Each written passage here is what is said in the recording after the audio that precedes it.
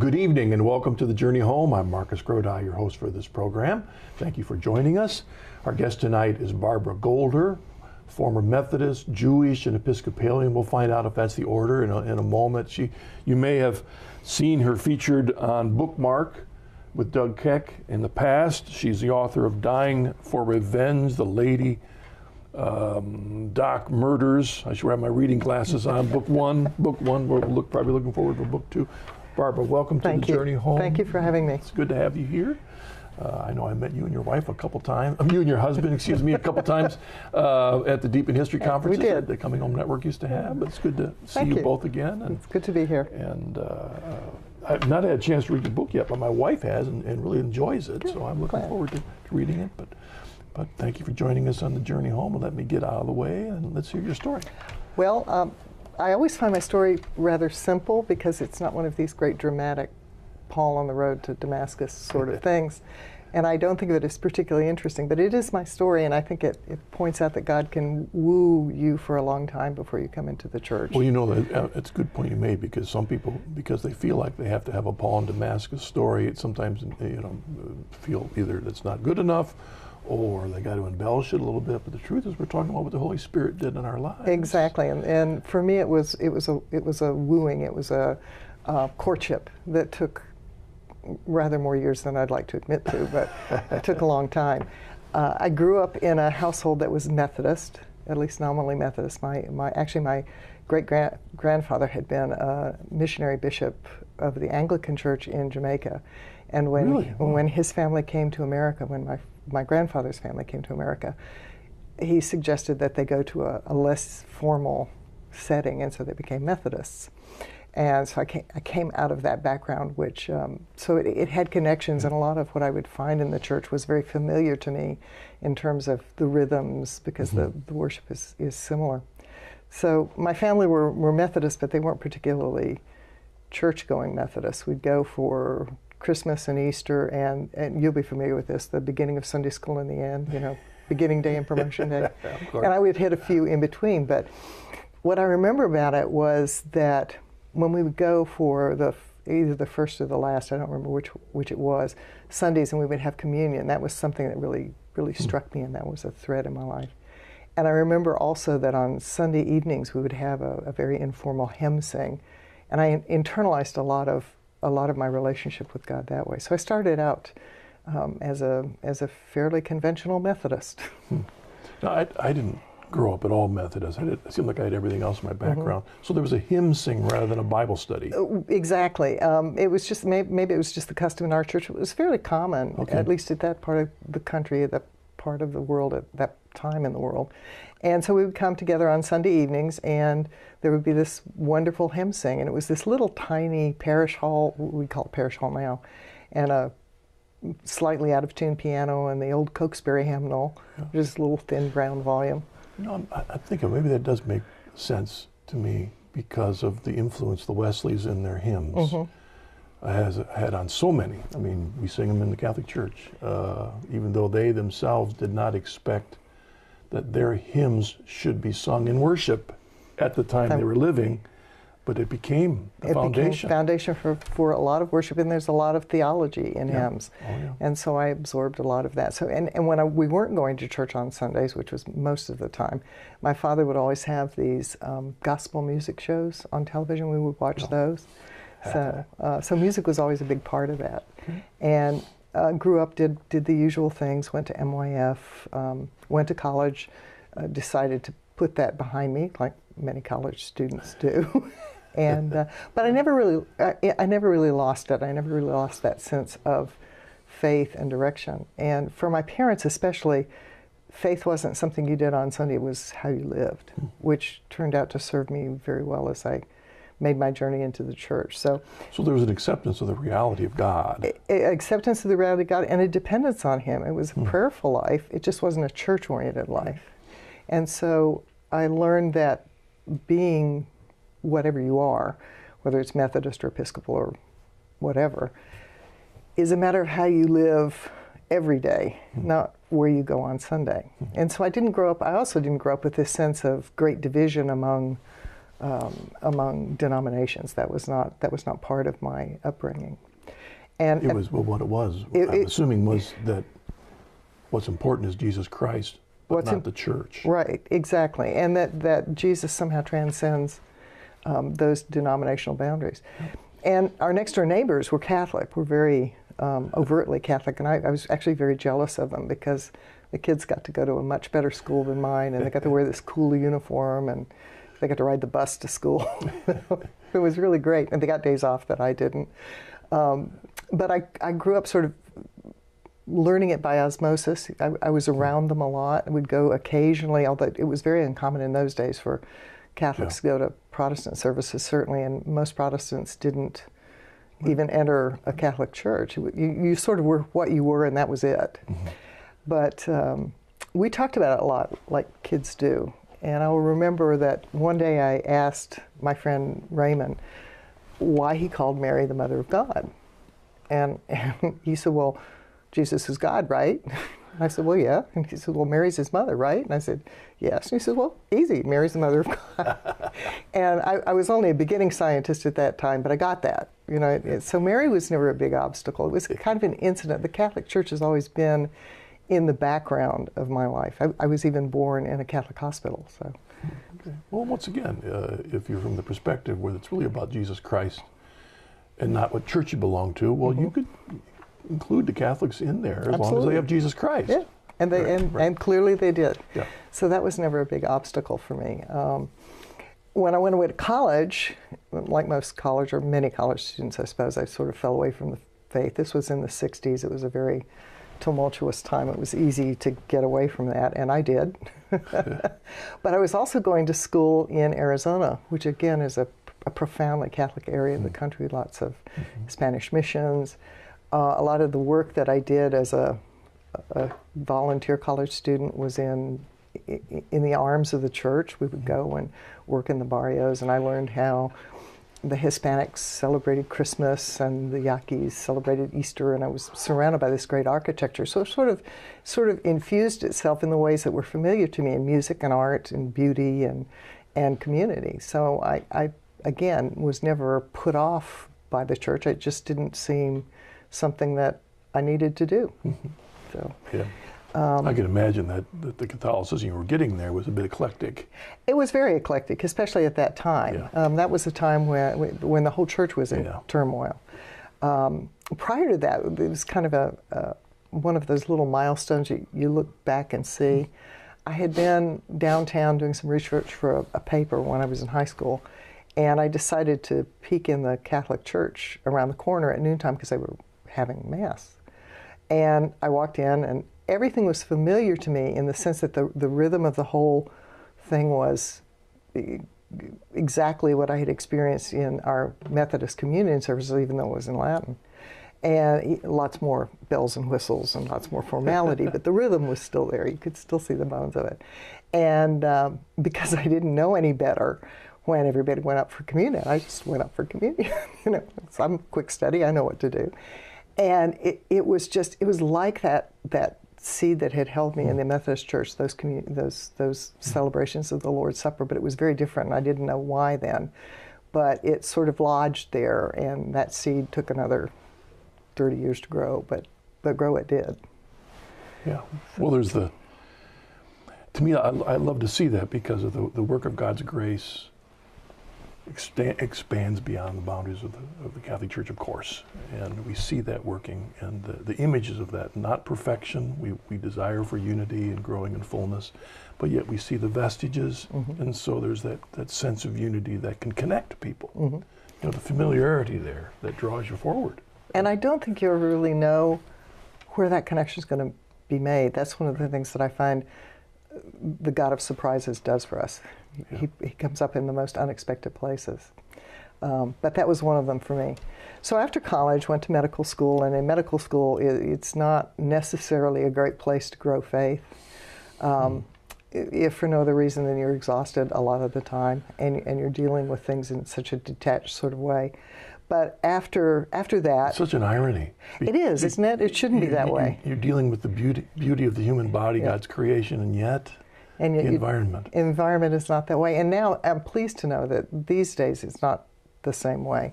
Many schools have very active Catholic medical associations for students, and they help support them through that. But in our day, that really wasn't there.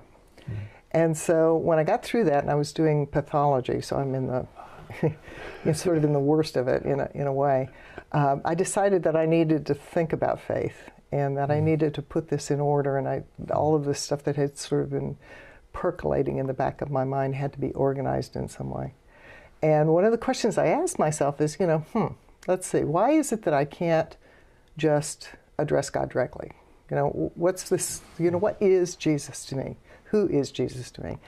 And so being a moderately good scientist, I said, well, perhaps I should start at the beginning. And I explored the Jewish faith, for which I'm completely grateful. It turned out to be the foundation from which my Catholicism would really grow.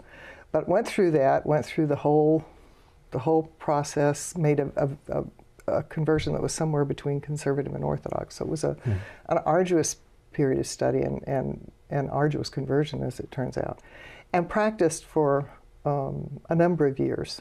With my husband was along for the ride in the sense that he trusted me not to be out of my mind in this process, but it never really spoke to him. So as a family, we were sort of going through this.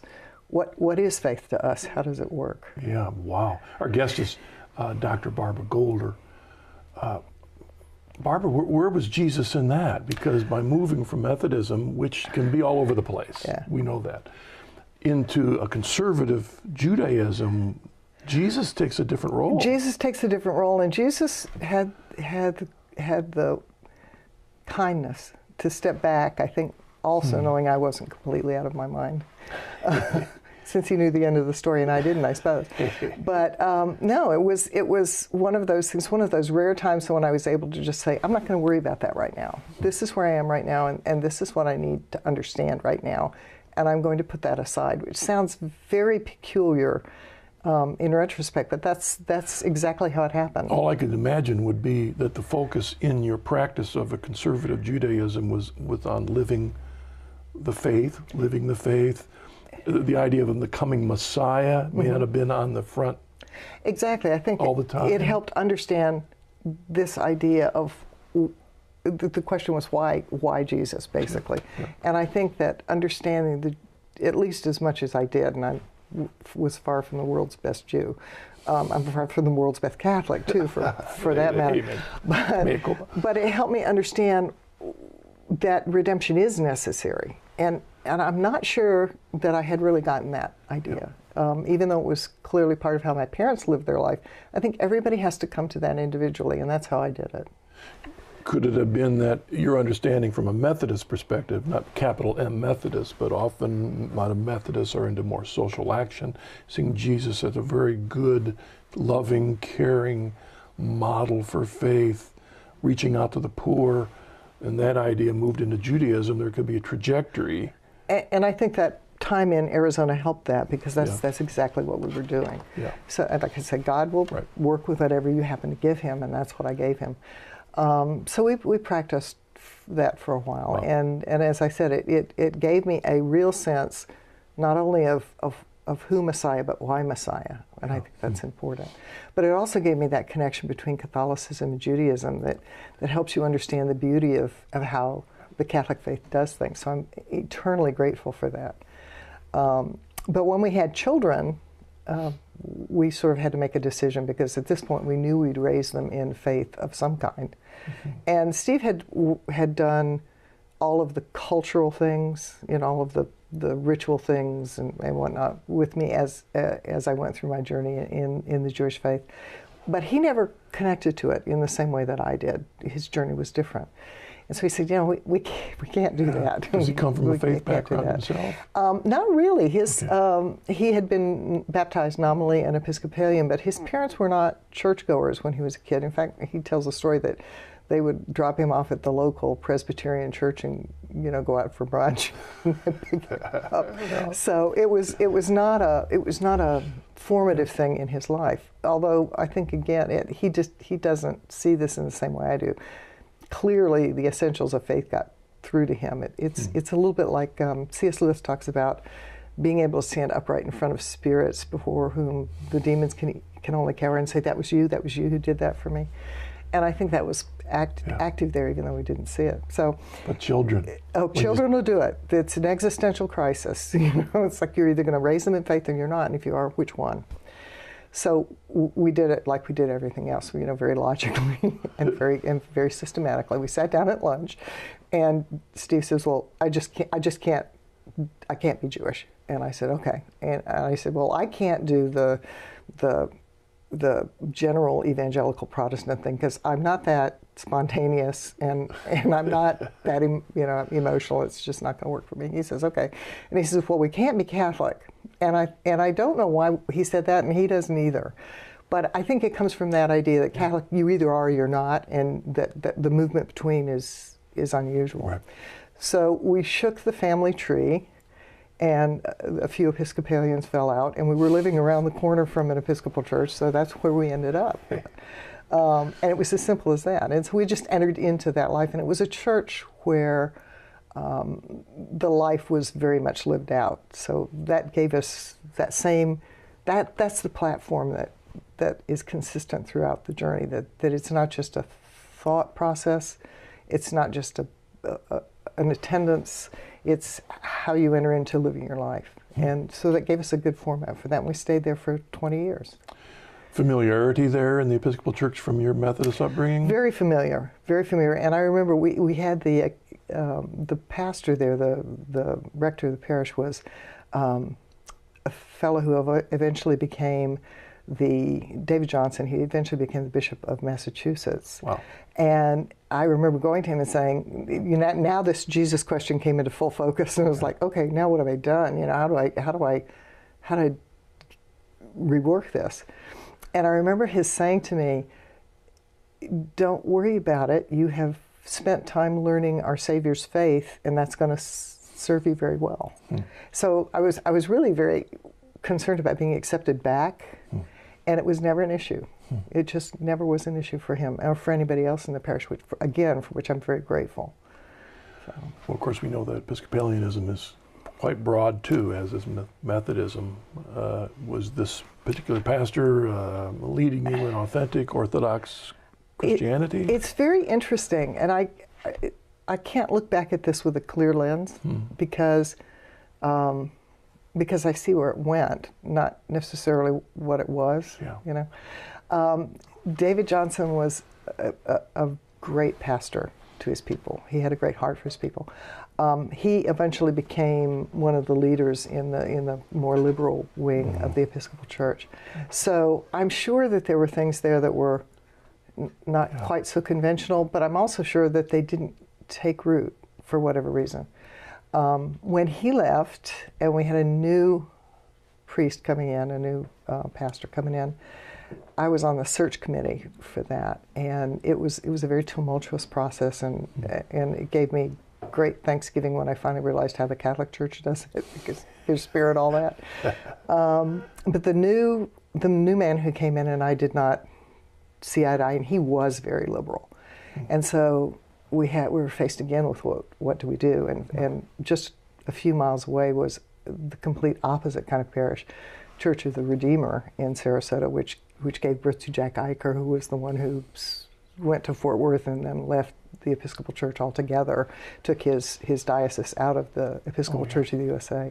So we sort of went from one pole to the other, and that's where we spent most of our time, was in that parish, which is very Orthodox and considered itself very Anglo-Catholic. So you went from, you weren't sure were this one pastor in the scheme of things, to a very Catholic-looking? Very Catholic-looking, the liturgy? Liturgy is, in fact, when I came into the Catholic Church, I had to sort of adjust my liturgy expectations downward, because this was a place where this beautiful choir, beautiful schola, bells and smells, and it was very formal Anglican liturgy, and Anglican liturgy done well is incredibly beautiful. Also very Orthodox in teaching, and presented itself, as is common in parishes like that, as being fully Catholic. We're Catholic, we're just a different branch. So we were at once the closest of neighbors and the most distant, because if you think you're already there, you don't keep journeying. Yeah. And so we spent 20 years, 20 very happy years there, involved in the parish. I raised our kids there. There were altar servers and in the choir, and we were lay Eucharistic ministers, and we had a wonderful life there.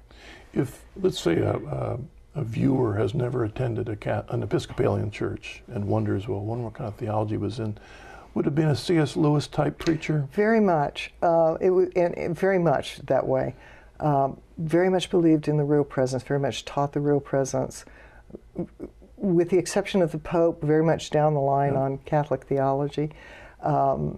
Even offered the opportunity for confession on a regular basis. I mean, it was a very sacramentally oriented church. The externals were very much the same.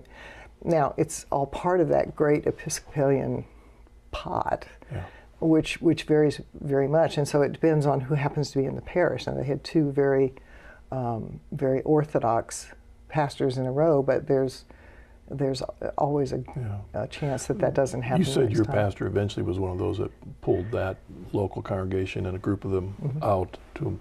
Was that happening at the time you were there? He was actually standing for Bishop of Fort Worth at that time, and so we were there to see that, and it was an interesting exercise in Christian humility for me. This is a man who was being put up for, he'd been elected, and then the other bishops have to approve, or I forget what the term is, but basically assent to that. And there was no particular reason, apart from his stand on the ordination of women and his position on homosexuality and whatnot, that he should not be confirmed. And remember, his stand was in line with what's on paper in the church. So canonically, he was perfectly acceptable, and it was very hard to get him approved. And so Sunday after Sunday, I would see him get up in the parish and say, simply pray that God's will be done. I never heard him say an ugly word about any of this. He was very quiet and very humble through the whole process, and that really impressed me. So. And your husband Steve had jumped in with both feet to become a good Episcopalian? Good Episcopalian. In fact, so good that when we moved to Chattanooga, we went from this very Orthodox Episcopal parish, and it happened at the time that Gene Robinson had been elected bishop in, I think, New Hampshire, wherever he was. And quite apart from the position of our former rector, this guy had a very different take on everything. Had left a marriage, had taken up with a homosexual lover, and had done that whole thing. And I remember thinking at the time, there's just no way that the church will confirm this. This is so clearly not going to happen. And of course it did. Yeah. So we moved right at that juncture, and we were trying to find a church home where we are, and from pulpit after pulpit we're hearing, you just have to get on board. If you don't agree with this, you're just a Pharisee. It was very difficult, and there were times when my husband actually had to sort of hold me down in the pew to keep me there. Were they giving rationale for the decision, or just basically saying, don't think about it, just move forward? That's one of those things that's kind of lost to me in the midst of time, because I was so angry about it. It was difficult to sit there week after week and be told that because we were supporting what the church had always taught, that we were somehow terrible people. And I remember to give you an example, one of the people who was speaking, I can't remember who it was talking about the story about the woman who cuts both ends off the roast to put it in the pan because Grandma always did it that way. Right. I'm thinking, it's a little different than that, slightly different than that. So after one particularly memorable event, of which I am not especially proud, but probably lives on in legend, I just turned to Steve and I said, there's a Catholic church down the street, and I'm going. You can come if you want, but I'm going. And he had the idea of staying to fight, and I said, what are you fighting for? There's no there. There's no way you can win this. And so we did, and came into the Catholic Church very much as fugitives. It was not that I went to the church because I had suddenly realized that that's where I needed to be. It's because it's the only place I could be. It's kind of like, I liken it to the kid who hears thunder and instinctively runs for daddy's lap. It was that sort of thing. I didn't think much about it. I wanted to be there, and I wanted to be in communion, and that's where I could do both. You know, it's amazing to look back on those days when that was happening with Gene Robinson, and you could still publicly take a stand against that. And here we are today. Yeah. Even then, we would never have believed that we would have gotten to the place we are today, where if you make a statement in line with the teaching of the church versus a homosexual lifestyle or gay marriage or transgender and all this stuff that's happening, we'd never believed that we get to the point where we're the bad guys. Well, we are. And I think that the experience with that in my life taught me never to say it can't happen, because it certainly can. But we would never have thought that we would have never have thought that we would get there. Come this far. So we came in, and the reality is, in terms of the stuff, what I call the stuff of conversion, you know, the Pope, Mary, indulgence, all that, we're right on board. I mean, I in fact, probably had a better handle on some of that than you know, the person who was teaching me, who was doing it for the first time, because I had studied a lot over the course of years. But it wasn't really until after we came in and we're really living the sacramental life that it all connected in that beautiful way that Catholicism does. I remember I was standing in my kitchen, I was peeling potatoes in the wintertime, and I was making stew or something like that. And all of a sudden it just hit me, the enormity of what I'd done and the enormity of what I'd gained. And all of a sudden, and it happened to Steve in very much the same way, we just couldn't shut up about it. And we'd spent 20 years in the Episcopal Church, and we were very active church members, but never once in that time did we ever feel the move to say, why don't you come on over? And all of a sudden we couldn't stop talking about it. Why don't we pause there for a break, and we'll come back and find out more details about what it is that you discovered after you came into the church. All right? Thank you. Very good. Our guest is Dr. Barbara Golder. And before we break, I want to say that her full conversion story in more detail is available on our website, because we publish it in the newsletter. So if you want to go there, you can check out in more detail. Be back in just a moment.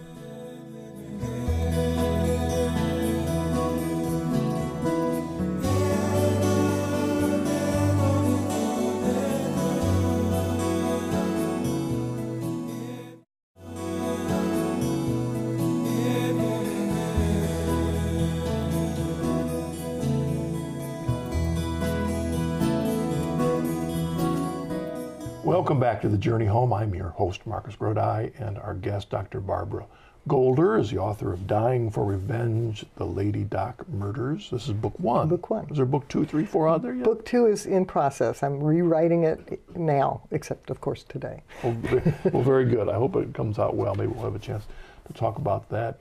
As I mentioned before the break, we were able to print your written story in our newsletter, and so if the audience would like to read that, if they went to chnetwork.org, that's our website, you could find the newsletter with your journey. So you came into the church. Now, you'd said that at the time you came in, you probably could have taught your teacher more about it because you'd been doing reading. So had there been a preliminary time of exploring the teaching of the church that just kind of picked up along the way because of your Episcopalianism? I think it was the latter, and that sounds really arrogant. I probably shouldn't have said that, but the reality. Well, I know what you mean, and it's not really to put down the teachers. It's just that some of us are students. Some of us came well prepared, and because this had been a church in which there was so much emphasis on the sacramentality of life.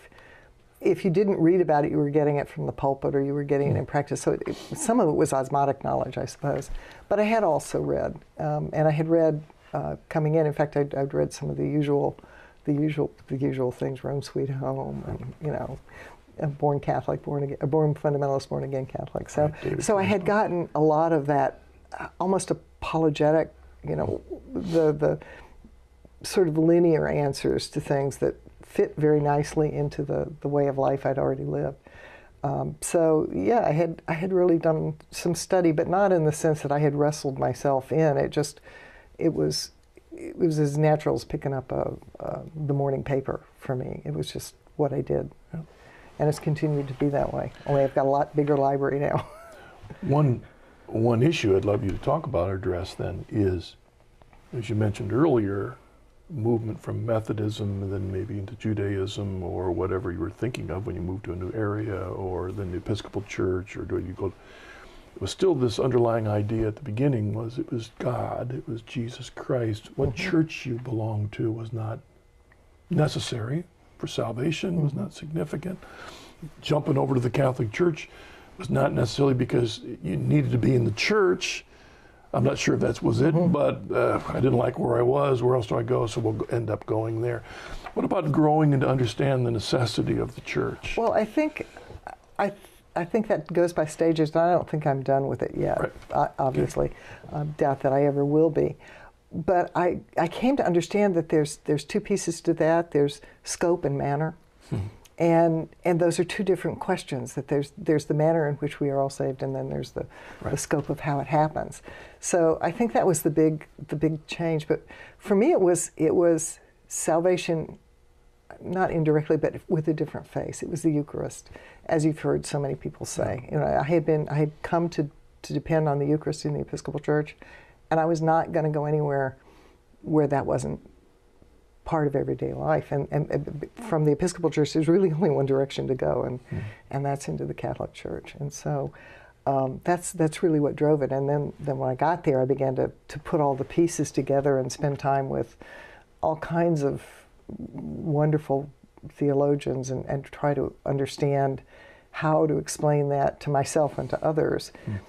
One of the things that was interesting to me is that I've heard a lot of people say, I was very glad of this, and I certainly have been glad of all the pieces on my journey, but one of the things I was not glad about was this notion that I was already Catholic, because it put off that journey, I mean, in my eyes, put off that journey when it didn't need to be. On the other hand, who knows what would have happened that way? I mean, it's God's providence, and we do it that way. But it brought me to a place where it's important for me to understand and be able to explain there's this and there's this, and here's why I'm here. You know, here's a way to look at it, here's a way to look at it, but here's why I am who I am. This is why I am a Catholic. This is why I am where I am and do what I do. And to be able to give that to people so that they see more than just a single direction. Well, give us a snippet of that. I mean, that's a good issue and a good question, because let's say there's an Episcopalian out there sitting there who says, "I am already Catholic." What does she have you're to already tell Catholic, me? and I think that the answer I would say is, you know, you're already Catholic in some sense. The Church is Catholic, and one of the things I remind myself, it's easy to say where the Church is. It's a little harder to say where the Church isn't. But there is a sense of Catholicity that is not present in the Episcopal Church, that even though the forms look the same, the substance is very, very different. So you may say you're Catholic, but to a Catholic, this is what Catholic means. It means to be in communion to the Church, to be obedient to the Church, to accept the teachings of the faith. It's one of the things that I tell my RCIA students, you know, you got to get up and say, I'm going to believe everything that the Church is teaching me. That's a very different mindset than the Episcopal. We have one book, we have 1,000 different ways to interpret it. We have sort of the inverse of that. Now, all I can do is present those two things and say, the reason I'm here is because I don't think truth is up for a vote. Yeah. I think truth is truth. And that was the thing that sort of struck me about the business with Gene Robinson. All of a sudden, we were voting on something that had been settled for a long time in Christian thought. And I'm, above all everything else, I suppose, a scientist in my makeup. You don't create truth, you find it. And so if you're going to go looking for truth, you'll eventually find the Church. Yeah. Was there, you mentioned that when you were involved with that, and you had gone to an Episcopal church where the priest was a bit on the more progressive level, were they in a sense basically trying to communicate to the laity in the church, you just trust the church? No, not at all. The sense I got was trust yourself.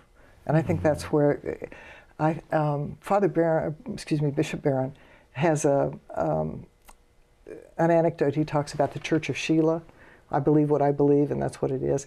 And there's very much that sense in the Episcopal Church. There's so much division. I was talking to a friend of mine once about the real presence, and I said, have you ever read the 39 Articles where it rejects this notion? Well, it's not there. And I said, well, yeah, it is. Let me show you. So I think there's the sense that you trust your interpretation, not the combined wisdom of the church. I was thinking also in your journey that your Judaism, a big part of Judaism is it's the people of God. Mm-hmm. And it isn't an individualistic relationship to God. It's about being a part of the family. And I was seeing that as a beginning foundation for the understanding of being a part of the church, not an individualistic. It was the continuity of that. Exactly. And I think that's important. I think it's an important distinction. We talk about the vertical and the horizontal dimension of faith. And I think from my experience, and it's only my experience, that's all I can talk about, there's the emphasis on the me and Jesus, the individual thing, but we really aren't saved. We don't even exist outside of community, let alone being saved outside of community.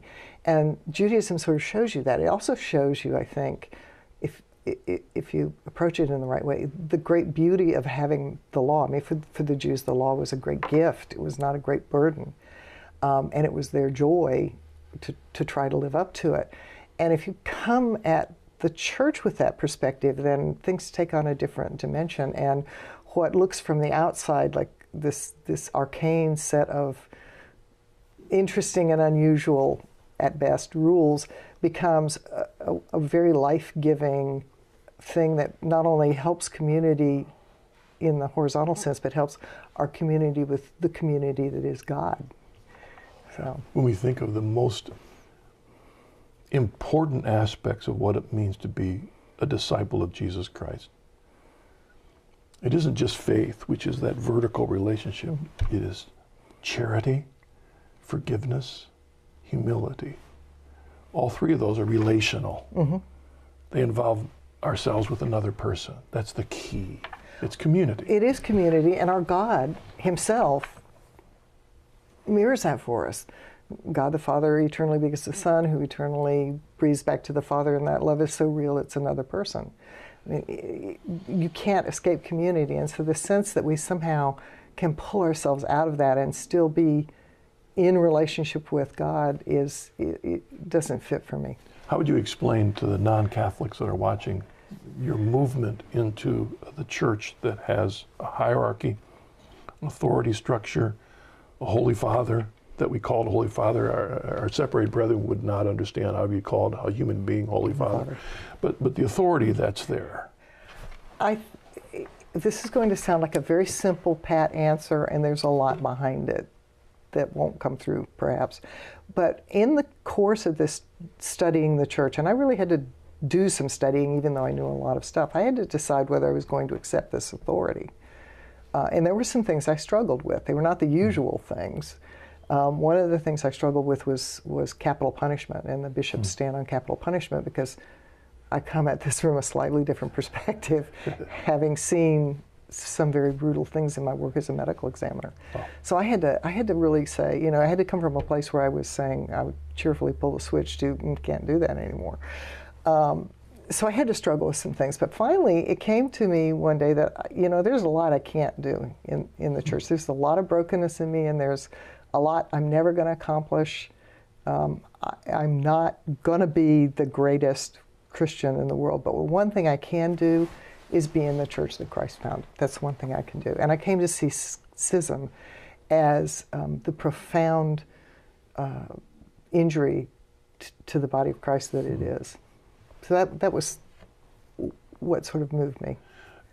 You mentioned the effect that being a medical examiner had on the issue of capital punishment. It reminds me of there was an author, M. Scott Peck, wrote a book on the road less traveled, but he also had another book called now I can't think of it, about the lie. But this other book that he wrote was a result of his encountering evil. As an atheist psychologist, confronting evil. And it made me think about that, about what you have seen as a pathologist, as a doctor, the reality of what people do to other people. Was that an effect on your own journey? It was, and it still colors, forms, informs my spirituality to this day, because those things are not theoretical for me, because I've held them in my hands and dealt with them at very, very close range.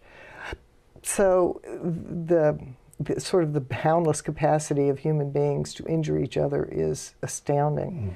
And yes, I have to deal with that that age-old question that everybody asks, how can this happen if there's a good and loving God? Interestingly enough, at no point have I really gone down the road of there isn't a good and loving God. It's always been, I know that these two things that don't fit, evil and God, exist, but how do I put them together? So I missed the first piece, because I came with that, and I credit that to my upbringing, that it's the openness to the transcendent, I think, is something that's set fairly early, and if you have it, it takes you down a different road than if you don't. Yeah, I remember, I think it was on my own journey, reading St. Thomas's idea that no one intends an evil. This idea that no one intends an evil. What they do is, what they do, they may be doing the most evil thing imaginable, but somehow in their unformed conscience, they think it's good. The craziness of that. Yeah. And it speaks to our culture, how people are being formed, how people can begin to accept lifestyles that we would never imagined, but somehow they've been convinced, world, the flesh, and the devil, that it's good. Good. And one of the things I've learned to do, and this is sort of my own personal yoke, I suppose, is when I encounter something like that, ISIS, or, there's too many to name, I'm beginning to get to the point where my first question is, how broken do you have to be to do that? Which is a very different place than I started out from, which was I'd cheerfully pull the switch on you.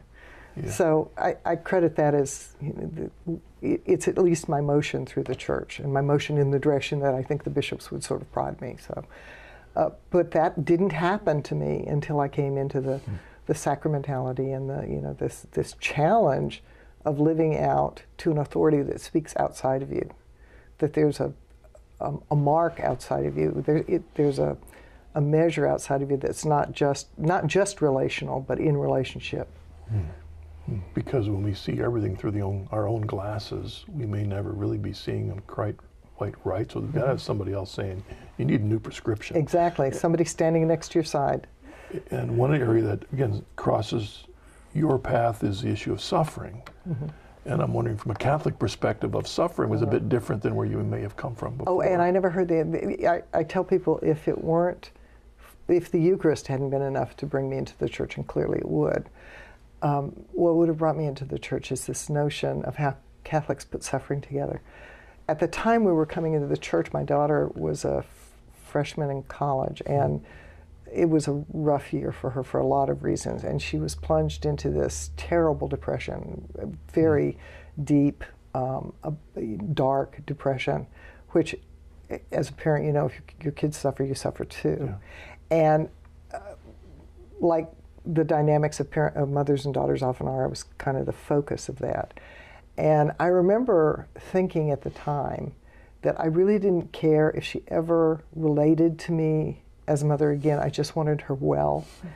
And when I entered the church and started reading about redemptive suffering, all of a sudden I go, oh, I understand that because I've been through it. Yeah. And the sense that you can endure anything if you know that that there's a transcendent element to it, that it's for some purpose.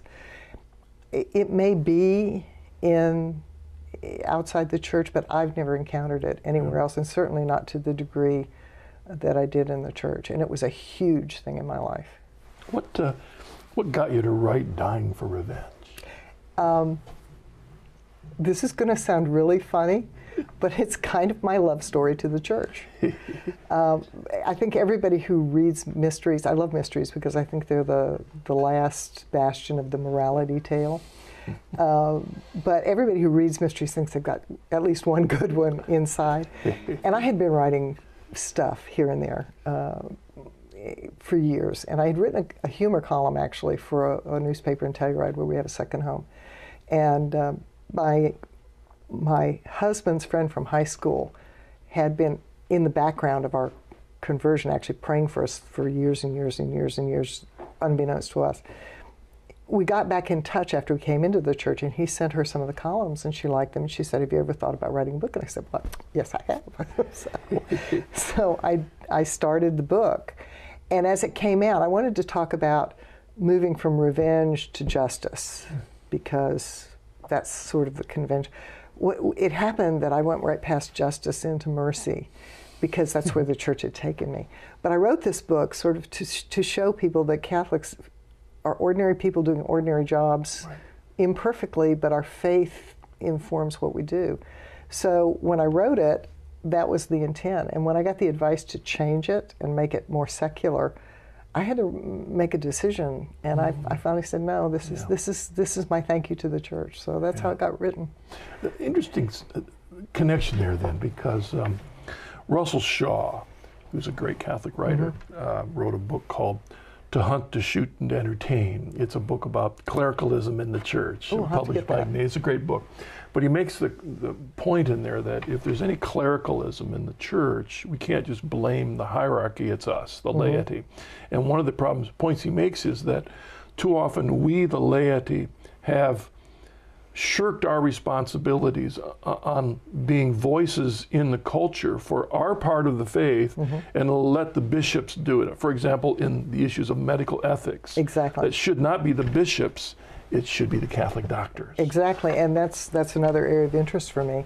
Part of my journey has been to get training in that as well. It's not just that, it's everything, and I think we have to reclaim that. Yeah. And these are some Catholic... That's the point. A Catholic doctor living out the faith is as much of a message as the Pope. Father Thomas Judge, who founded a religious order from the South called the Missionary Servants, or the Cenacle, his whole thing was the laity needs to be empowered to be the apostles to the world, to be the apostle in your everyday life. And if we all did just a little bit of that, it's amazing how different the culture would be. If we all, for example, if every Catholic parent said, no, I'm sorry, my child will not be participating in any sports that play on Sunday. Imagine what would happen. And you and I grew up in a time when they didn't play on Sunday. Right.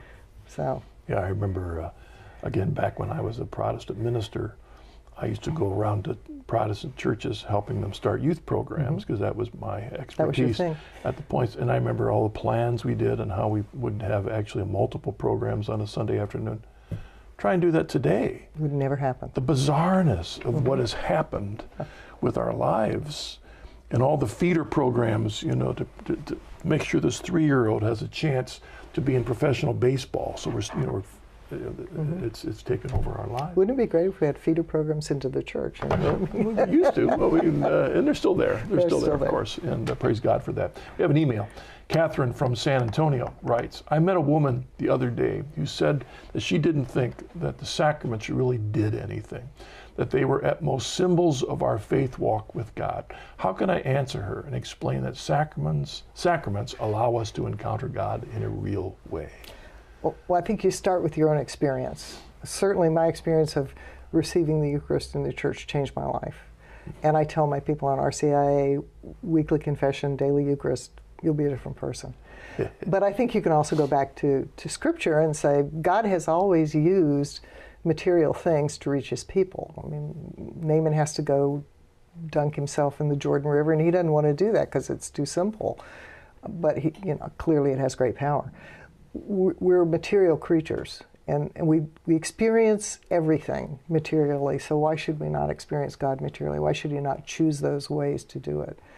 That would be my answer. Yeah, I was thinking as an example of the authority of the church, guided by the Holy Spirit, to make sure that we interpret Scripture correctly so it applies to our life, as opposed to it's up to you and me to decide what the Scripture means.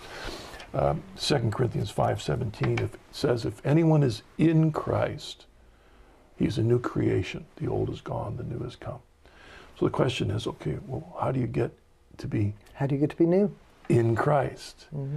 And the church has taught from the very beginning that's through baptism, the sacrament of baptism. We're made new. We're changed. We're changed. It's not just a symbol. We really are different. There's that inconvenient little verse that says, "Baptism now saves you." Remember that one? I think that, but I don't know that you ever argue people into that. I think if people are open to that, they may decide to explore it. And once you experience it, once you encounter it, really, you understand that it's real. Another email, Brent from Newark. I have been a committed Christian for over 20 years and have been strongly drawn to the Catholic faith. This has sparked me to read much of church history, theology, and to do scripture studies, all of which are convincing me that the Catholic Church is the true church founded by Jesus. Now the problem I'm coming up against is that after contacting my local Catholic church, I'm being told I have to go through a lengthy process called RCIA before becoming Catholic. I'm frustrated at having to wait since I really, really want to receive the Eucharist. How should I make the most of this period of waiting? Well, I know exactly what he's talking about. We spent 18 months between communions because there came a point at which I couldn't, in good faith, receive in the Episcopal Church, and I wasn't yet received into the Catholic Church. That was a long 18 months, particularly long when I'm watching people going up and going, thinking to myself, I get this, I really want to be there. So I understand what he's talking about. And I have this with RCIA students all the time.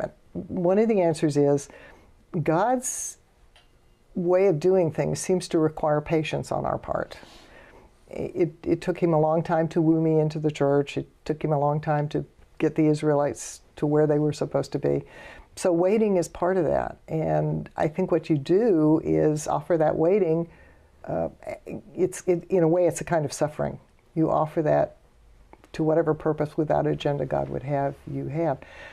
And then I think that when it finally happens, it's such an extraordinary event. It's like a long engagement, and all of a sudden there's a marriage, and it's beautiful. Yeah.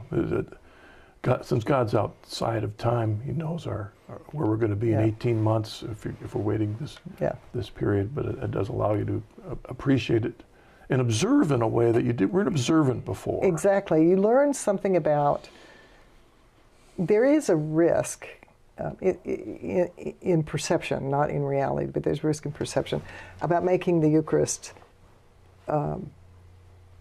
it's hard to say this, but when we put the Eucharist in proper perspective, the waiting comes in proper perspective as well. And part of receiving the Eucharist, part of being received into the church, is going through that period of preparation. Intellectually, you may not think you need it. Certainly I didn't. But it turns out emotionally and spiritually, we do. And that's why it's built in. Yeah, you need to clarify in that process while you're teaching. Transubstantiation, most of us don't study philosophy, but we have this understanding, but it helps us put a separation between what we're expecting to experience with our senses and what actually happens. And the reality and of what Jesus. actually happens. So God bless you. I'm with you. You'll be in my prayers, because it is a hard wait, but it is more than worth it. Just don't give up. Minute and a half. How has becoming Catholic changed your life as a physician? It's changed everything. It's changed every aspect of my life. Part of it is, and I have this phrase, the new Catholic cosmic me, which is really true. It has changed every dimension of my life. I'm much more open to relationship in all aspects of my life. It took me into bioethics, which is an area that is, to say the least, pretty hot right now. But it also took me into a place where I'm not afraid to be open to the relationship with other people in whom I encounter Jesus. And I think that's a big difference, because that would not have been me 30 years ago, 20 years ago. The thing I didn't expect in my journey in the church, where in Protestantism we were talking ecumenism, but I wasn't very ecumenical as an evangelical. But becoming Catholic, I had a reason for ecumenism because of the way the church views people outside the church. And every encounter changes me. Every encounter brings me something different. being the victor in a conversation is not as important as being in the conversation. So it's changed everything. And and I think as a physician, it's made me more understanding of trying to bring the truth of the church to the situations that people find themselves in, which are always messy. Barbara, thank you very much. Thank you very much for joining us on the program. Thank you very much for sharing your journey. And I want to tell everybody again, you look for a read, Dying for Revenge, mystery book. Mysteries are the books you read all the way to the end, and then once you find out who it is, then you're done. That's right. But thank you for joining us. And thank you for joining us on this episode of The Journey Home. I do pray that Barbara's journey is an encouragement to you. God bless you. See you again next week.